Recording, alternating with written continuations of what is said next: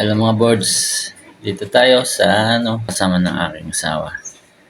Isa sa ginagawa niya.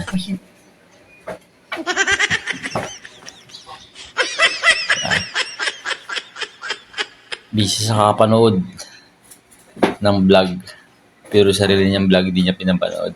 Diba? Hello. Yan ang asawa ko. Masungit.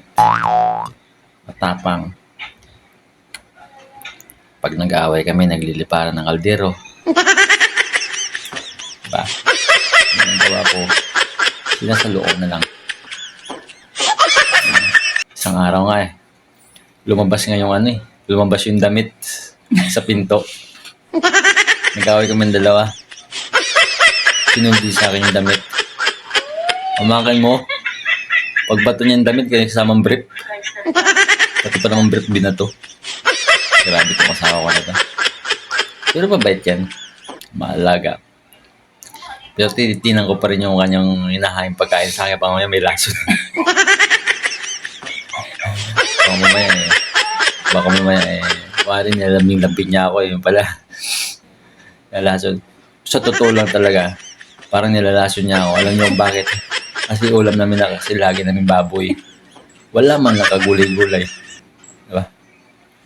Puro mahal baboy. Mahal yung sahog ngayon, gago. Oo, diba? Mahal ang sahog. Hindi niya alam yung sahog, baboy rin.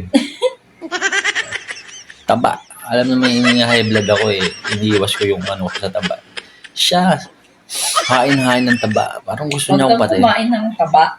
Sabaw ka lang. Sabaw lang daw ako. Siyempre, may katas yung sabaw, may katas ang taba yun. Wala rin. Useless rin. Huwag kang kumain. Kaya kayo, pag pamahalin yung asawa nyo, ang pagmamahal nila, titingnan nyo rin kung paano sila magmahal. Sa akin kasi mahal ako ng asawa ko Kasi ramdam mo ko Alam mo bakit? Kasi pag nag-aaway kami, nagliliparan ng kaldero, plato, damit ko, lumalabas sa pinto. Saan ka pa? Diba? Yun ang tunay na pagmamahal. Diba? Kaya, kayo lang. Kaya, diba? Yan ang asawa. Hindi niya alam na